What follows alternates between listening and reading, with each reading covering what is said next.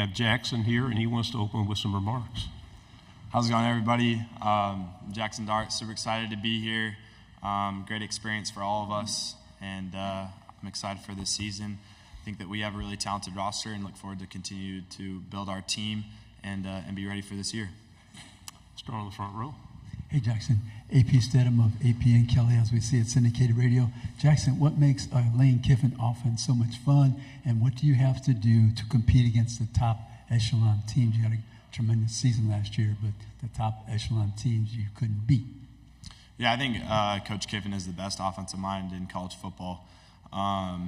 His ability to adjust mid-game, being able to adjust on the fly is unlike anything I've ever seen before. He's just super gifted that way. And at the same time, he's somebody who can really form and mold an offense based on his personnel. He doesn't run the same offense every year. He bases it off his personnel and being able to put his team in the best situation to succeed. And I've grown and learned so much from him, and I'm very grateful to be able to play under him. And I think from a team standpoint, I kind of mentioned it in my opener, just we bring in a lot of talent through the transfer portal, and we're able to retain a lot of guys. But talent doesn't make a team. So we got to continue to grow together and develop our culture. Left side. Jaxon, Bradley Davis, WAPT Sports in Jackson. So last year, in that quarterback battle, now you come to this year, pretty much the clear-cut number one in camp. I saw in the media group a lot of people want to speak with you, right? The Heisman voting stuff, and Kiffin talks about that rat poison. Just talk about going from a year ago, how you were in that competition, to now you're the guy and have those expectations on your shoulders, how it was different mentally for you coming into this season. Yeah, quite honestly, from a perspective standpoint, I didn't really ever feel like my job was in doubt or anything like that from last season. I always felt like I was the guy the moment I step on campus here. I've always been somebody who's always chased after a goal, chased after a dream, and it's been something that I've set out for since I was a little kid. So from that standpoint of me competing against somebody or not, I feel like I'm always competing against myself.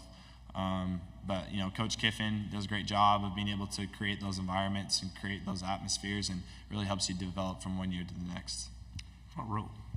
Jaxon, Oklahoma and Texas are entering the SEC. I wanted to ask you just a little bit about rivalries, and can you kind of describe the Egg Bowl and just the intensity of that rivalry to some of these OU Texas fans who think they have the biggest rivalry in the country? Yeah, I think the Egg Bowl is the least talked about rivalry in college football, but is the most intense rivalry in college football. The whole state is completely divided over it. And it's super personal. It's a very personal game. You could go from winning every game in the season and losing that one, and then in some ways you feel like the season's a fail.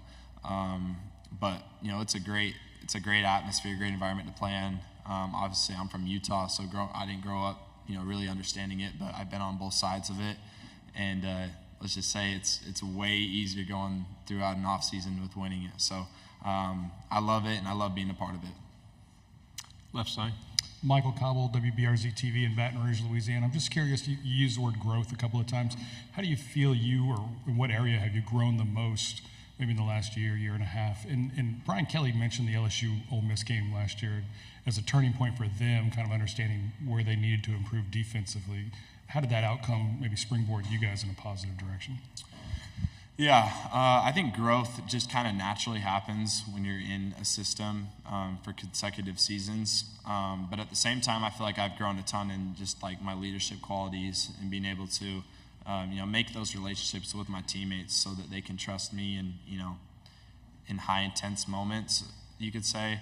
But I think the biggest thing for me through my growth has been leadership and being able to kind of bring along the guys and set a standard and an expectation. From the LSU game, that was probably one of my favorite college football games I've ever played in. Just like an old school shootout, not a lot of defense being played that game, but it was a lot of fun, and I think it definitely springboarded us throughout the season, just giving us a ton of confidence and knowing that regardless of if we're down 2 scores in the fourth quarter, to never stress and that we can pull it out in the end. Right side, second row. Mason Young, Tulsa World. Jaxon, you're one of several veteran quarterbacks that are going on now multiple years in this league, but there's also a lot of new guys at the quarterback position. Any advice for those guys just in terms of what it takes to excel at that position in this league? Yeah, the term veteran is kind of weird to me because I feel like I'm still pretty young in college football. I just turned 21, but at the same time, I understand it. I think the biggest thing that I've learned through college football is that you truly have to live in the moment. There's so much movement nowadays, and coaches could be gone any second. With the transfer portal, you could see a teammate one day, and the next day he's gone. So just trying to get as much as you can and taking every moment and taking advantage of it. It's a lot of fun, and a lot of people, I think, mistake that, you always got to be intense, and you do, but at the same time, it's a lot of fun, and if you don't have a lot of fun playing this game, then it's going to be kind of miserable. So I wish I did kind of appreciate and have a little bit more fun early on in college football, but I'm super grateful for it.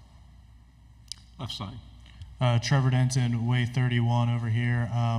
Jaxon, you've said you're a big Star Wars fan. You got the eye black modeled after Anakin Skywalker. My question is, what Star Wars character do you feel like most resembles Lane Kiffin? What do you think is the closest for him, the closest comp? It's Yoda, easily. His wisdom, his knowledge. Coach Kiffin's been through a lot throughout his coaching career. He was the youngest head coach to ever, coach in the NFL during his time there. And I feel like he's coached at a high level, at every level. And he's been somebody that I've learned a lot from and has shed a lot of his wisdom off to me. On the aisle. Yeah, Jaxon, Evan Camico, Pig Trail Nation. Curious for you, what so far have you seen about Chris Pupal that really sticks out to you? Yeah, he's super strong. He's a super physical player. I think he's somebody that wants to embrace that role for a defense, just his toughness and physicality. At the same time, I thought that he's learned this defense at an incredibly fast pace. It's hard coming into, a defense and not having any experience in it and then excelling at it. So I thought he's done a great job in that department. And then, just the way that he's attacked this offseason and tried to take that role to be one of the best linebackers in the country. We have 3 final questions to go on the aisle here and in the back, and then we'll finish here. Jaxon, good to see you again. I'm David Edelstein with WJTV, the CBS station in Jackson. Perfect. 2-part question here. Just the first is, with all the new players coming in, with how Lane and you always talk about the transfer portal and recruits, people, this team has had a lot of additions this year. With that leadership that you talk about, what do you think it will take this year when you have so many guys coming in from other schools or their mindsets and get them into the Ole Miss way? And also, you mentioned the Egg Bowl. I just want to ask if you have any thoughts about it not being on Thanksgiving anymore. I felt like I was really involved in recruiting. I almost felt like I was a part of the recruiting department this offseason, just helping bring in the guys.